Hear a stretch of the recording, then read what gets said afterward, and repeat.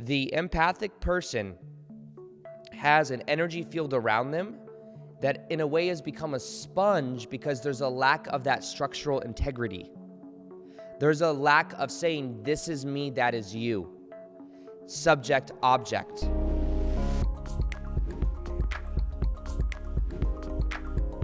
Welcome back to another episode on Into the Vortex with Doughty. My name is Doughty, and today's episode is going to be one that was inspired by a live that I did yesterday.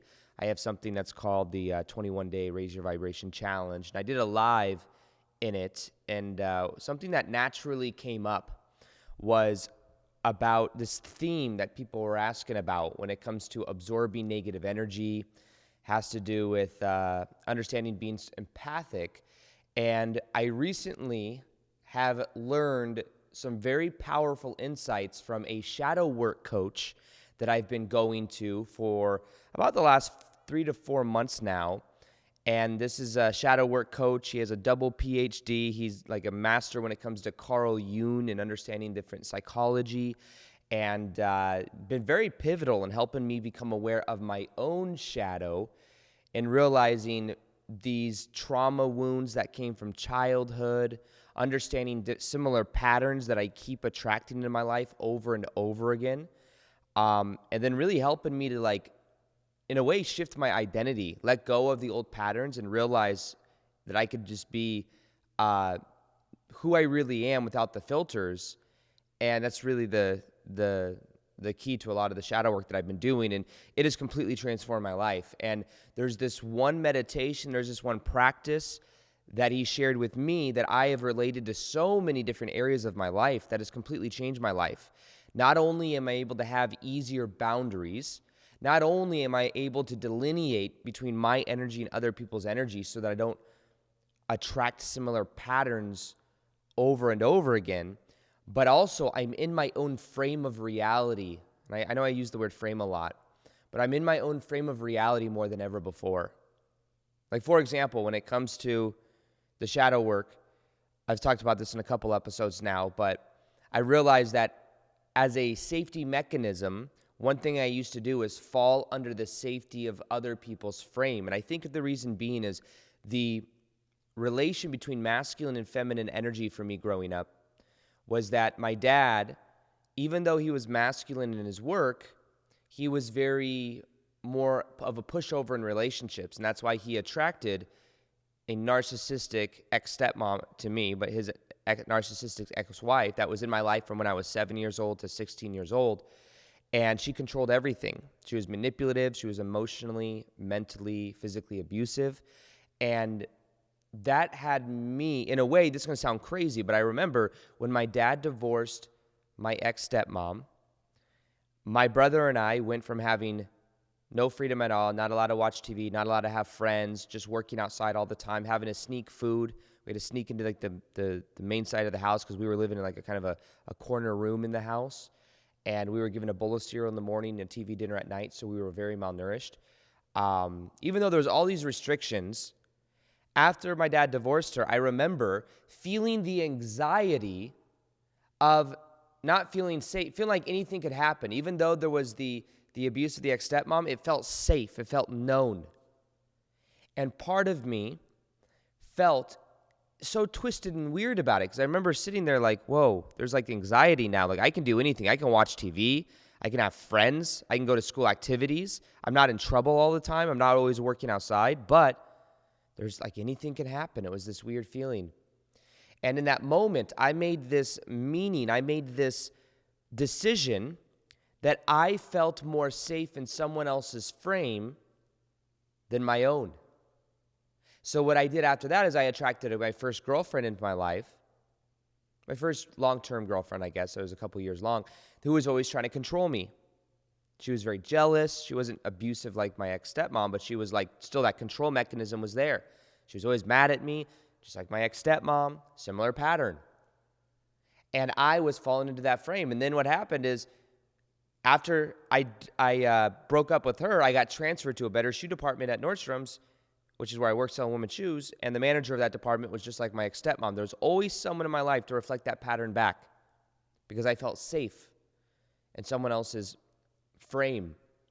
Up until even this year, which is what my coaches, the shadow work coaches helped me, is understanding that even when I moved to Sedona, for example, I moved with some friends, some of my best friends, but instead of me moving into my own place, I moved into a house with them, and I lived with them for like 8 months. And then I realized that I was feeling safe in their frame, but then realizing that I need my own frame. Like I have always known, I've had roommate situations before, and I've always known like I need to be in my own energy. It's just it's a personal thing. No matter how close and how much I love and I'm so close and like deep connection with these spiritual friends, I still value that, and that's important to me. And as a symbolic, almost like initiation, what I did is I bought a house in Sedona. I've been wanting a house in Sedona. And I move in a couple weeks. It's being remodeled right now. But it's also a symbol of me being in my own frame. But what I've realized these last couple months is this falling into other people's frame is also related to being empathic and the empathy. And this is something that I want to share with you because this has completely transformed my life. And when I shared what I shared yesterday in the live, I could tell it sunk in with so many people, and it was so powerful that I was like, I need to make a whole entire podcast episode on it. So the first thing I want to do is I kind of want to go over the signs you're an empath so you know if you're in the right place and what it means to be an empath. And then I want to show you in this episode how you can convert what a lot of people believe to be a curse into a gift or a superpower, but how to use that superpower. Imagine you have somebody that has a superpower, they don't know it, and they don't know how to use it. Well, a lot of times, empathic people may feel like they're kind of a leaf in the wind around other people and that they have to protect themselves and shield themselves from negative energy, but not knowing just how to use their gift, how to use, I think it could absolutely be a gift, but I could see how it could also be a curse. And I'm going to show you how I transmuted my life in one meditation practice that I think will completely change your life. So first off, let's look at some signs that you are an empathic person. Now, one of them is straight up, you just have a lot of empathy. Let's say that you have a friend and something happens to your friend and you're just really able to feel and understand your friend with emotions. Let's say like their dog passed away or something, and you're just able to really feel and understand them, and it's something that you're able to really pick up on quickly. Another one is closeness and intimacy can overwhelm you. A lot of times you'll feel so much with people that when you're around people, even if it's family members going through things or a girlfriend or boyfriend, you'll feel whatever they're feeling, and that can be overwhelming. A lot of times empathic people have good intuition. So because you're sensitive, empathic people are also very sensitive people in general. So they're able to pick up on other people's energy. They're able to read people like a book. I've been able to read people like a book since pretty much the ex-stepmom, maybe even before the ex-stepmom situation. But I remember because my ex-stepmom was so manipulative, and my brother and I, for example, I've shared this before, but if my brother and I wanted to go to a debate tournament, I was big in forensics debate in high school. If we wanted to go to a debate tournament, what we would have to do is we'd have to pretend like we didn't want to go, because the moment she realized that we wanted to go, she would make sure we didn't go. Here's an example. A band camp tournament. We go to band camp, marching band. I don't remember. It was like a band camp thing.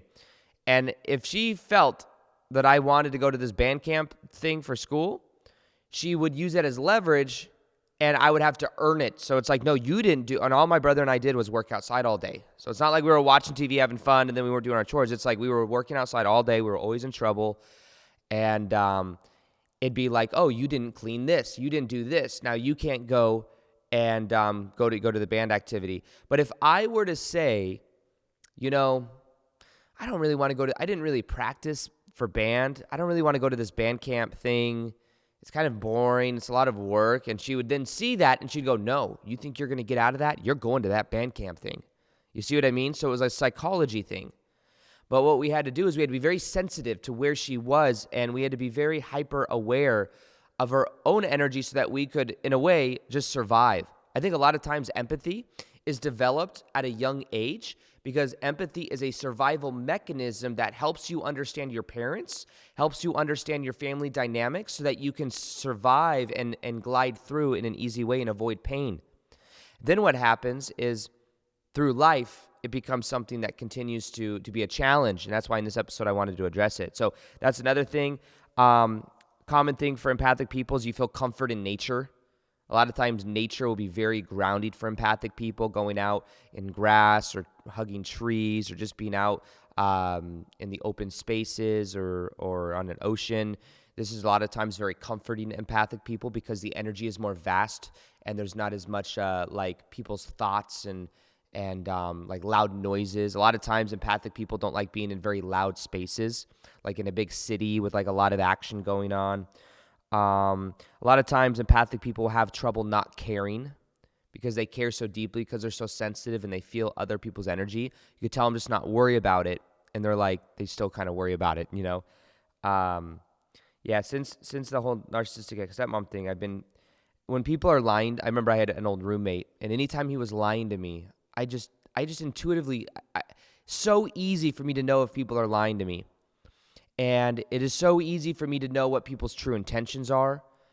It is just like something that comes so second nature. And it's almost interesting or weird to me that other people don't see it sometimes. I'm like, obviously this person, like I could just see the intention or the perspective or whatever. And I'm surprised that other people don't see it. But it's like a feeling. It's like this thing. And maybe you had that too. Another common sign of empathic people is people tend to tell you your problems. You have friends that come up to you, just start venting to you, that reside their energy or like they go to you for comfort. They tell you their problems because they feel like you are you're so open and so sensitive to it that you're going to understand. A lot of times empathic people also have a high sensitivity to different sights, smells, touches, because it's almost like empathic people are so easy to be able to like connect and feel outside environment things, whether it's out people, their emotions, or other things, but also an internal thing as well. Empathic people need a chance to recharge. They many times don't feel like they fit in.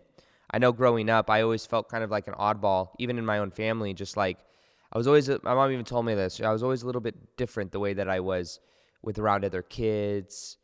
And it was like, I could definitely see that. And I always felt a little bit different too. Not in a special way, like I'm a starseed indigo Pleiadian Syrian dolphin, and I'm like this special enlightened being, not like that. But more so like just feeling a little bit different. Like it's a little bit harder to relate sometimes. This is a clip from the Daily Vortex Podcast, where I post 2 times a week. And we go really deep on understanding consciousness, understanding how to raise our vibration, how to bring these spiritual concepts down to earth in a relatable and practical way. For the whole entire episode, you can click the link below, but also subscribe to that of the Daily Vortex Podcast on either iTunes or Spotify. That's where there are a backlog of over 100 episodes, plus the whole entire episode length is there. On this channel, you will only be seeing clips moving forward. So if you want the whole episodes, you can click the link below. You can subscribe. They're also very easy to listen to. They're automatically downloaded once you subscribe, plus you'll never miss an episode. So this is where most of my intention is and my energy is going these days, and I look forward to bringing you many more amazing episodes. But for the rest of this episode, you can click below and you can subscribe to the Daily Vortex Podcast, and I look forward to helping you expand your consciousness in a very practical and relatable way. So I'll see you on the next episode, and as always, peace, much love, and namaste.